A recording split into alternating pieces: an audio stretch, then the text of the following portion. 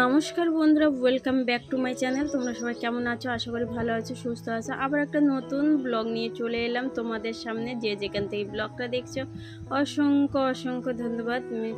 মানু ব্লগে আরেকবার ওয়েলকাম, গুড মর্নিং জানিয়ে ব্লগটা শুরু করে দিলাম। আর সকালে উঠেই দেখো বাড়ির কাজবাজ করা শুরু করে দিয়েছি, যেহেতু বাড়িতে চলে এসেছি সেই কারণে। তো বাড়িতে এসে প্রথমেই দেখো কাজবাজ 2 বছর বাদে ঘর খুললাম। আর আমি খুলিনি, আমার বরমশাই এসে 2 দিন আগে খুলে ঝাড়ু করে রেখে গেছিলো। এখন জাস্ট গোবর দেওয়ার পালা। তো সেটাই নিয়ে বরমশাই দেখো দেখতেই পাচ্ছ, বস্তায় কিন্তু উল্কি মাটি, যেটা ইঁদুরে যে মাটিগুলো তোলে সেই মাটি দিয়ে যদি গোবর দেওয়া হয় তাহলে কিন্তু ঘরবাড়ি মাটি, বিশেষ করে ঘরবাড়ি একদম সাদা, এক ধপধপে মতো লাগে দেখতে। আর দেখতেও কিন্তু অসাধারণ, পাকা বাড়ি ফেল হয়ে যায়। আমার তো মাটির বাড়ি অনেক পছন্দ, কারণ একটু যদি গোবর দিয়ে রাখা যায় তাহলে কিন্তু পাকা বাড়ি ফেল হয়ে যায়।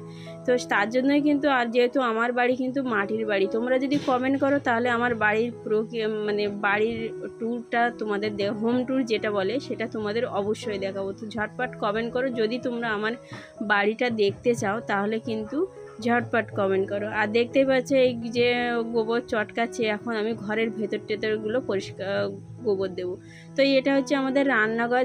যখন আমার শাশুড়ি মা থাকতো কিংবা তারপরেও কিন্তু আমরা এখানেই রান্নাবান্নাটা করতাম। এখন কিন্তু আমি আর রান্নাবান্না করি না, আমি জাস্ট গ্যাসে সব কিছু সেট করেছি। সেই জন্য গ্যাসের 2 দিনের জন্য এসে আমি আর উনুনে রান্না করছি না, সেই জন্য গ্যাস ফ্যাস সব সেট করেছি, সেটাও তোমরা দেখতে পাবে। তো পুরো ভিডিওটা দেখতে থাকো, আশা করি তোমাদের অনেক অনেক ভালো লাগবে। পুরো ভিডিওটা একটু কেটো না, কারণ আমি বাড়িতে এসে কী করছি না করছি সেটাই তোমাদের দেখাবো। এদিকে আমি ব্যস্ত বলে বরমশাই দেখো কী করছে হলো, কুমড়ো ভাজা, সকালে গরম গরম ভাতের সঙ্গে কুমড়ো ভাজা খাওয়া হবে। কারণ খিদে এত পরিমাণ বেড়ে গেছে, আমার সকালে চোখ খুললেই কিন্তু খিদেটা পেয়ে যায়। তো আমি বললাম তুমি একটু কাজ করো, আমি এদিকে করতে থাকি, তুমি তরকারিটা কেটে ফেলো। তো সেই জন্য বসে বসে করছে, তো আমি করছি। তো আমার বরমশাই বলছে আমাকে কি ওই বেজ্জতি করছো? আমি বলছি না না, কিসের কাজকর্ম নিয়ে কিসের বেজ্জতি করে, আমি তুমি কি করো আমি কি করছি সেটাই। আর এটা তো কিছু খারাপ কাজ নয়, তুমি আমাকে হেল্প করছো, ব্যাস এইটাই। তো ওটাই হাসছে। আর যেহেতু প্রচণ্ড হারে গরম, জামাই একদম পরতে পারছে না। তো দেখো আমি কিন্তু এই বারান্দার এই এই সাইডে এতটাই গোবর দিয়েছি, আর একটুখানি ঘরের সামনেটা খালি রেখেছি, কারণ ঘরের বেডের সব জিনিস বার করব বলে। আর এদিকেও কিন্তু ঘরের ভেতরটা পুরো পরিষ্কার হয়ে আছে। আর কারণ আমার যেটুকু প্রয়োজন তৈটুকুই কিন্তু আমি পরিষ্কার করে নিয়েছি। আর যেহেতু আমার বড় ভাসুরিদের এক সাইডে আমার ঘর, এক সাইডে বড় ভাসুরের ঘর, সেই জন্য ওরা আসলে ওর যেটুকু পারে ওরা পরিষ্কার করে, আমার যেটুকু দরকার আমি ওইটুকুই পরিষ্কার করি, বুঝতে পেরেছো? আমরা কিন্তু আলাদা, আমার শাশুড়ি শ্বশুর মারা যাওয়ার পরেই কিন্তু আমাদের আলাদা করে দিয়েছে, কি করব। তো যাই হোক, দেখে নাও, বেশি কিছু কিন্তু সেটিং করতে পারিনি, অল্প কিছু জাস্ট যেটুকু প্রয়োজন তো ওইটুকুই কিন্তু সামনাসামনি নিয়ে এসে রান্নাটা শুরু করে দিলাম। ও কেটে দিয়েছে, আর তারপরে আমার যেই ভেতরটা গোবর দেওয়া হয়ে গেছে তখনই কিন্তু আমি বলছি আমি ভাজাটা করে নিই। ও জাস্ট কেটে দিয়েছিল, তাছাড়া কোনো আদার্স কোনো কাজ করেনি। আর আমার জল এনে দেওয়া সব কিছুই কিন্তু ও হেল্প করেছে। আমার বড়মশাই আমাকে অনেক অনেক হেল্প করে, রান্না থেকে শুরু করে সব কিছুই কিন্তু আমার ও অনেক হেল্প করে। কে করে যায় না, কিন্তু আমার বড়মশাই অনেক হেল্প করে। আমি অনেক মানে নয় যে কাজ করে দেয় বলে আমি ওকে খুব ভালো লাগে, নয়, ও সব দিক থেকে আমার ভালো লাগে। আমি যেরকমটাই চেয়েছি সেরকমটাই পেয়েছি। কারণ কি বলতো, সুখ দুঃখের সাথে যেই থাকে সেই কিন্তু সব থেকে বেস্ট হয়। তো ঠিক তেমনই আমার সব রকমভাবে মিলেমিশে আমরা থাকি, সেই জন্য আমাদের ভালো দিনটা যায়। কখনো খারাপ যায় সেটা কিন্তু অ্যাডজাস্ট করে নিতে হয়। তো খেয়ে দেখো কুমড়ো ভাজা করেছি, সেটা নিয়ে বসে পড়েছে। তো তোমরা দেখতে পাচ্ছ সামনেটা একটুখানি কিন্তু বাকি আছে, সেটা কিন্তু এই ঘরের বেডগুলো খুলবে, তারপরে কিন্তু ঘরের মধ্যে আমাকে গোবর দিতে হবে। অনেকে কিন্তু গোবর বলে না, লেপা বলে। তো আমরা যেটা বলি সেটাই তোমাদের বলে দিলাম। আর ঘরের ভেতরটা দেখতে পাচ্ছ একদম কত বছর গোবর দেওয়া হয়নি। আর দেখো নিচেটায় পা দিয়ে দেখাচ্ছে যদি ইঁদুরি কেটে দেয়, তো না, ওরকম কিছু করিনি। তো দেওয়ালে দাগ দাগ হয়ে গেছে, দেখতে পাচ্ছ 2 বছর, মানে তোমরা বুঝতে পারছো অনেকটাই কিন্তু।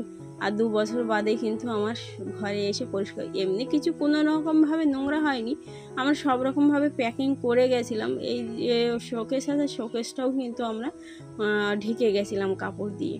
তো যাই হোক, এগুলো কিন্তু সরিয়ে আমাকে গোবর দিতে হবে, কারণ এগুলো সে আবার কবে আসবো না আসবো সে তারপরেই দেখা যাবে। কিন্তু এখন যেহেতু এসছি সব কিছু, উপরে ছাইমানাটা নয় কিন্তু লাগানো ছিল, সব কিছু খুলে আমরা পরিষ্কার করেছি। এখন আবার ছাইমানা লাগিয়ে যাব, যেহেতু আমাদের মাটির ঘর বাড়ি সেই জন্য কিন্তু ছাইমানাটা লাগাতে হয়, আর পাকা বাড়ি কিন্তু ছাইমানা লাগানো হয় না। তো এখন যেহেতু কারেন্টের ভোল্টেজ থাকে না, সেই কারণেই কিন্তু এই লাইটগুলো দেখতে পাচ্ছি, লম্বা লম্বা লাইট নিয়েছে, সোলারের মতো এলইডি, তো বেশ ভালোই জ্বলে, লো ভোল্টেজেও কিন্তু অনেক গুণ বাড়ে থাকে।